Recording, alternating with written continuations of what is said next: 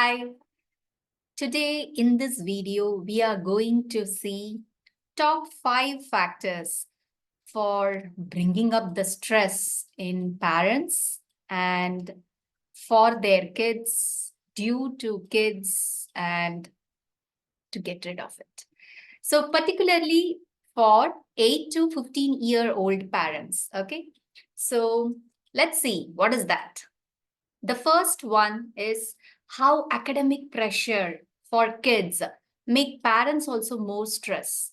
The second one is peer pressure for both kids, which makes parents also stress. Social and peer pressure. The third one is work-family balance, which is more overwhelmed for the parents. And fourth one, managing the mood swings of kids. That depends on the kids' behavior and their character as well. The fifth, which is one of the most important, is screen time. How are we going to detoxify that? So these are the 5 factors which we are going to see in this video very detailedly. Hi, I am Ambika Shyamsundar, effective parenting coach and ex-research associate, Ease Health Catalyst as well, founder of Naturo Ease Tribe. So my main mission is to help 10,000 families of parents of specifically 8 to 20 years. That means both tweens and teens, adolescents, their parents and the kids. Both the parents and the kids, I do help for their behavior and character, and also in their finding out the purpose, multiple intelligence way. So let's dive into this topic. The first factor, how academic pressure for kids make parents also overstress. Academic pressure. Parents feeding about children's academic performance, getting good marks, exams, pressure. Yeah, as we know, the weekly test, daily 5 to 15 minutes test, monthly internal exams, and term 1 and term 2 exams. It's like finishing the syllabus, finishing the curriculum. That's more important. But that's also making the stress in both parents and the kids. Yes, when the kids don't like that subject, it is more stress. And the kids also take the label as average students. So when we hold this average students ka label, what happens? Yes, the next pressure comes, the social and peer pressure. It's nothing but sometimes the kids also tease other kids. Hey, you average student, you are average. When they get average or low marks, and they are actually made to sit separately. When this partition comes, they feel little lower as well. And obviously, when you are, as a parent, called for PTM, parents teachers meeting, obviously your kid is told as your kid is average. So when this partition comes, yeah, that's where the label starts. I'm only talking about one particular label in this entire video, so that we understand very clearly what are the different aspects, what we assume it, and how hard we hold it. Parents are concerned of their children's marks. Yes. Why not? If my child is getting average, then even my child has to get top rank, right? It does, but have we found out the child's mentality?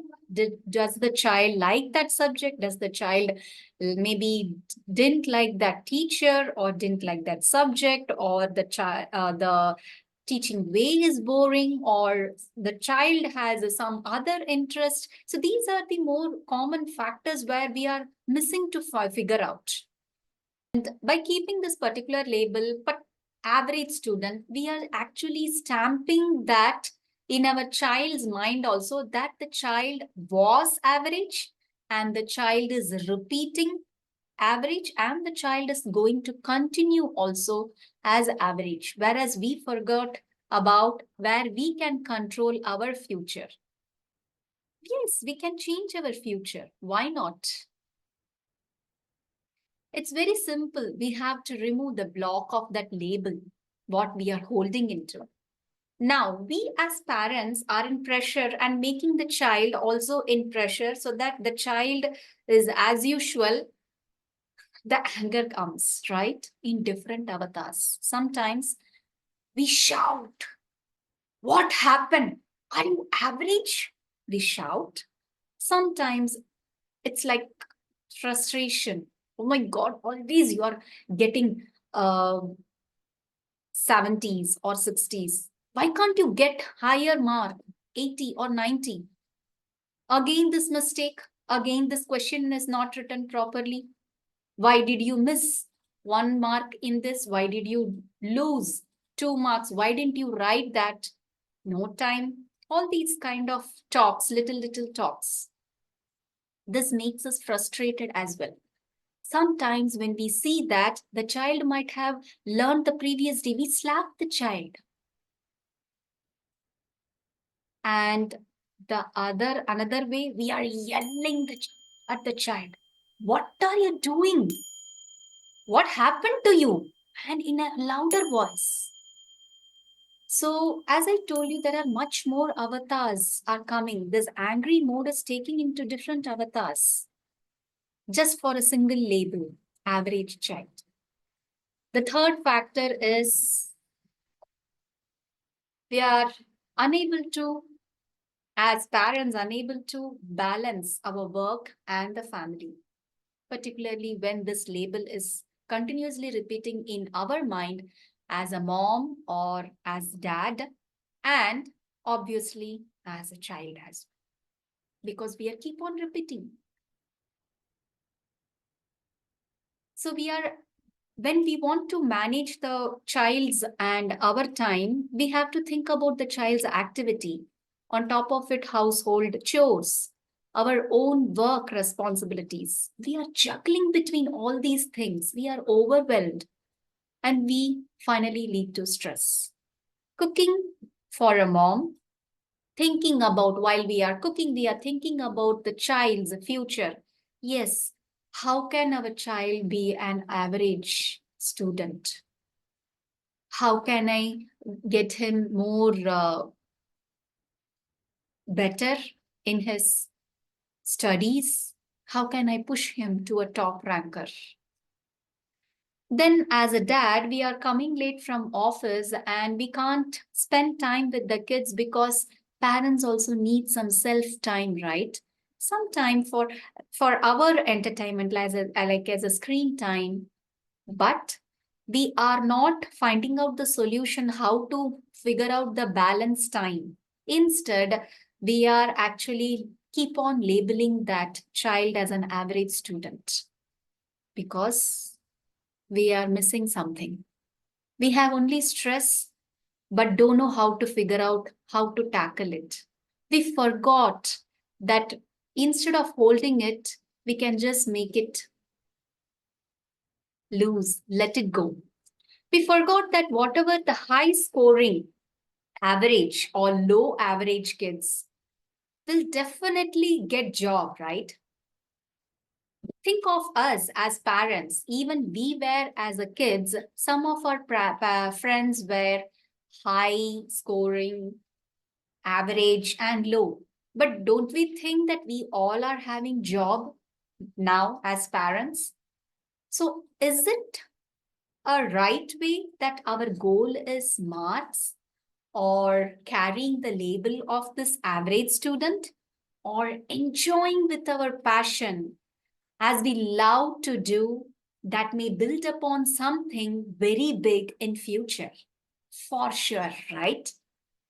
Don't we see around as parents like that person can't even talk proper English, but he is earning more, right?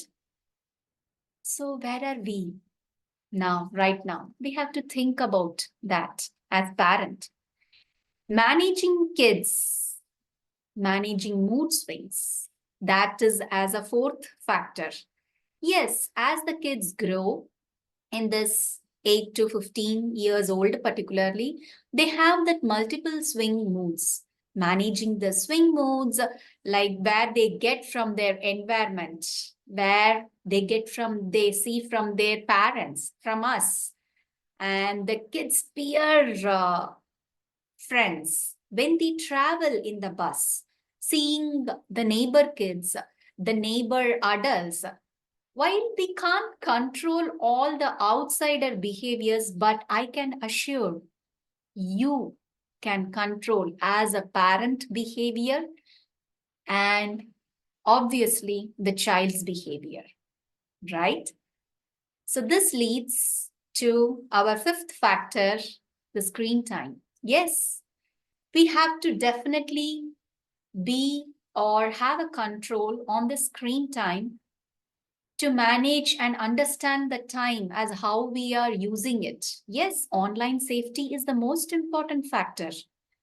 How we are tackling this as a parent, making our screen time reducible and understanding the safety wise as well. Being aware of the content, how they consume, what they consume.